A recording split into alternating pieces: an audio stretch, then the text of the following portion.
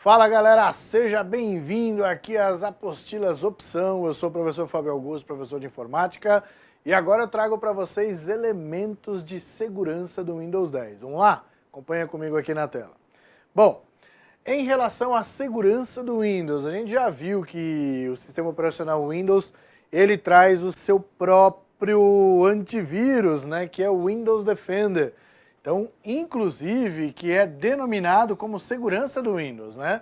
Mas além de trazer o Windows Defender como o nosso antivírus nativo do Windows 10, ele traz como característica trazer o controle de conta de usuário. O controle de conta de usuário, cuja sigla é UAC, né, que é o termo em inglês, permite que o sistema operacional possa trazer indagações ao sistema operacional, no caso, solicitando confirmações de qualquer modificação de configuração que o usuário queira fazer no sistema. Funciona assim, para você entender de uma maneira geral. O Windows, ele automaticamente é capaz de formular questões ao ponto de inibir as ações que você queira fazer no sistema operacional, se você não tiver certeza. Exemplo, você quer instalar um programa, e aí você baixou o programa, colocou para instalar o programa, só que aí o Windows, ao invés de perguntar para você de uma maneira sutil, deseja instalar esse programa, ele faz uma pergunta terrorista. Qual é a pergunta terrorista? Ele fala para você, este programa não é reconhecido pelo Windows, deseja instalar mesmo assim? E aí você pensa, putz, não é reconhecido pelo Windows, então se eu instalar pode ser que dê chabu, né? Então quer dizer, ele coloca uma situação onde o usuário ele fica inibido, ele fica com medo de instalar. E isso entra no controle de conta de usuário. E o fato é que essas questões, elas são feitas para todos os usuários do sistema, independentemente de ser o administrador ou não. Tanto é que eu coloco aqui na tela, olha lá. Ó. Dentro da afirmação, mesmo sendo administrador da máquina. Então, olha lá. Ó. Mesmo que você seja o administrador da máquina, é solicitada a confirmação, ou seja, a indagação ela é feita para você. Então, lembre-se, dentro do Windows, nós temos 3 usuários, o administrador, o usuário padrão e o convidado. O administrador, como todo mundo já sabe, é o cara que pode fazer as ações de configuração. O usuário padrão é aquele que vai acatar o que o administrador permitir. E o convidado é o cunhado. O que o cunhado faz? Aquilo que pode ser feito, mais nada, tá certo? Então, convidado é o convidado. Beleza? Independente de qual que é o usuário que você esteja ali no Windows 10, as ações serão sempre indagadas, mesmo que você seja um administrador. Beleza? Segue o bonde e vamos ver mais elementos aí do Windows 10. Olha lá. Bom, continuando. Coloquei para você aqui uma questão que eu quero que você tente responder por eliminação. Então vamos lá, vamos ler junto aqui, ó. Ao se clicar com o botão secundário do mouse sobre o Word, né, indicado por X, e com o principal do mouse sobre a seta indicada por Y, serão exibidos respectivamente. Então, a alternativa A atrás. Lista de ferramentas incluindo verificador de ortografia e gramática ou indicação de novas atualizações disponíveis. Então vamos lá, primeira coisa que a gente tem que entender o que está sendo cobrado na questão. Ele está falando, ao clicar com o botão secundário. O botão secundário seria o quê? Para o usuário destro, o botão direito. Onde? No X, que está o Word. Né? Então se eu clicar com o botão direito do mouse sobre o Word, como as ações são exibidas respectivamente, a alternativa A diz, se eu clicar com o botão direito do mouse no Word, ele vai trazer uma lista de ferramentas, incluindo o verificador de ortografia e gramática? Não, né, galera? Essas informações a gente tem dentro do Word e não fora. Então, quer dizer, não pode ser alternativa A, nem preciso continuar a ler. Isso é fazer a questão por eliminação. Vamos continuar fazendo com as outras alternativas. Então, vamos lá. A alternativa A já era, porque isso aqui está errado. Vamos para a alternativa B. Se eu clicar com o botão direito do mouse no Word, eu tenho a opção de fechar a janela do Word? Sim, eu posso fechar qualquer janela, independente do programa que esteja aberto aqui na minha barra de tarefas. Se eu clicar com o botão direito do mouse, esse programa ele pode ser fechado. Mas, se eu clicar com o botão principal do mouse na setinha indicada por Y, ele abre o Windows Media Player? Não, né? Ele não abre o Windows Media Player. Então, neste caso, não pode ser a alternativa B. Tá vendo só? Então, quer dizer, eu vou fazendo por eliminação. Então, eu vou vendo um item, vou vendo outro, e aí eu continuo a ler. Vamos ver se a alternativa C é a alternativa correta. Acompanha comigo. Olha lá. Na alternativa C, ele traz, se eu clicar com o botão direito do mouse lá no Word, eu vou ter uma lista de programas do botão iniciar, a mesma coisa que eu clicar no iniciar? Não. Então, quer dizer, já não pode ser a alternativa C. Vamos ver para D. Se eu clicar com o botão direito do mouse em cima do Word, ele vai trazer uma lista de atalhos para os documentos abertos recentemente? Ah, professor, não sei, estou na dúvida. Se estiver na dúvida, continue a ler.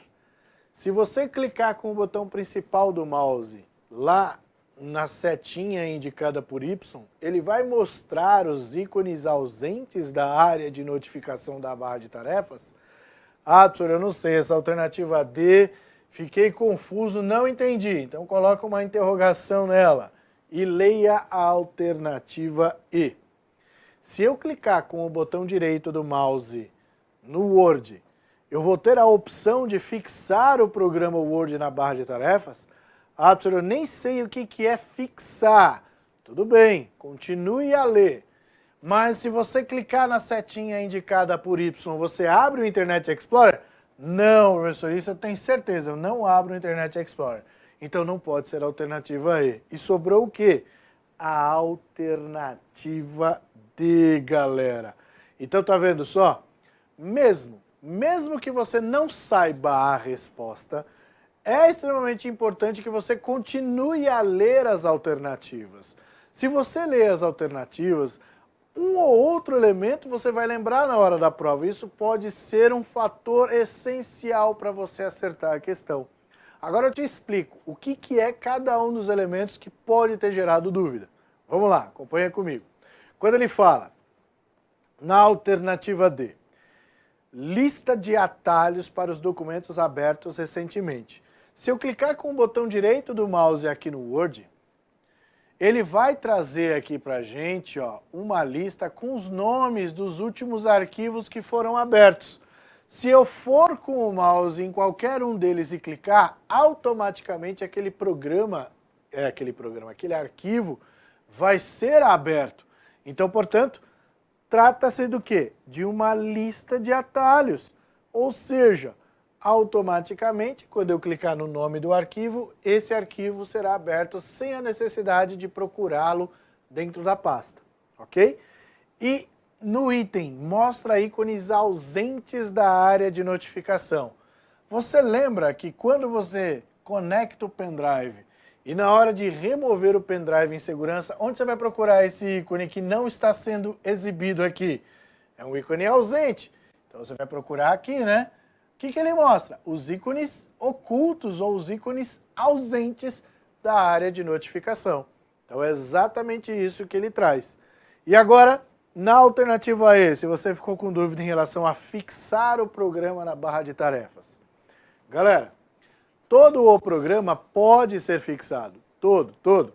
Basta clicar com o botão direito do mouse em cima do programa que você vai ter a opção de fixar na tela inicial ou fixar na barra de tarefas. Deixa eu te mostrar isso aqui diretamente no Windows 10. Olha lá na tela. Se eu clicar aqui no iniciar, por exemplo, aqui em cima nós temos o Access. Se eu clicar com o botão direito do mouse, você está vendo aqui, fixar em iniciar ou fixar na barra de tarefas. Está vendo só? Fixar em iniciar, ele vai ser fixado aqui. Fixar na barra de tarefas, ele vai fixar aqui embaixo. E qualquer programa que esteja em execução, por exemplo, nós estamos com o PowerPoint aqui em execução. Ó. Deixa eu ampliar para você ver aqui com mais detalhes. Olha lá, o PowerPoint ele está aqui em execução. Se eu clicar com o botão direito do mouse em cima do PowerPoint, eu tenho a opção ó, de fixar na barra de tarefas. E ao mesmo tempo, você está vendo aqui ó, que nós temos os outros arquivos que estão aqui disponíveis para que eu possa clicar, que é a tal lista de atalhos. Tá vendo só? Então, tudo que a gente viu na questão está presente aqui de uma maneira mais dinâmica para você entender. Belezinha? Muito bem, galera. Então, seguindo o bonde, nós temos aí mais uma característica do Windows 10. Olha lá, agora você está vendo a nossa área de trabalho. A área de trabalho, ele vai trazer ali para você, como você está vendo aí, eu trouxe uma área de trabalho extremamente carregada, com vários ícones para você. Ícones estes que você pode identificar facilmente quando nós temos aqui ícones de atalhos. Ícones de atalhos são facilmente identificados quando a gente tem uma setinha em volta aqui, ó, né, que faz uma voltinha, então trata-se de um atalho. Temos arquivos de imagem, arquivos de vídeo e por aí vai, tá? Muito bem. Isso quer dizer que quando a gente liga o nosso computador, o que surge? A área de trabalho. É uma área que contém alguns elementos gráficos e que a gente pode afirmar que todas as ferramentas necessárias para a execução do trabalho diário estão localizados na área de trabalho. Quer dizer que tudo que eu preciso fazer no computador está na área de trabalho, professor? Sim. Por quê? Porque a área de trabalho não é só onde estão os ícones. A área de trabalho compreende a barra de tarefas também. E a barra de tarefas traz quem? O iniciar. E o iniciar é, como o próprio nome já diz, o início de todas as ações que eu posso fazer no Sr. Windows. Beleza? Então essa afirmação foi uma afirmação que eu tirei de uma prova que a maioria das pessoas tropeçam quando a gente pensa, todas as ações do computador, elas estão disponíveis na área de trabalho? Aí você vai falar, não, não estão na área de trabalho. Porque na área de trabalho só está o que eu colocar, é ou não é? Por quê? Porque a gente fica com essa limitação de imaginar que a área de trabalho é só ali onde a gente coloca os ícones. Mas não. A barra de tarefas que traz o iniciar está ali na área de trabalho. Beleza? Vamos seguir o bonde e vamos ver mais elementos aqui ó, que eu separei para você. Bom, próximo elemento é o painel de controle. A gente já viu alguns elementos do painel de controle, sobretudo ali o sistema e segurança, né, como a gente já falou. Porém, nós temos outros itens que estão presentes no painel de controle. Qual o conselho que eu te dou em relação ao painel de controle?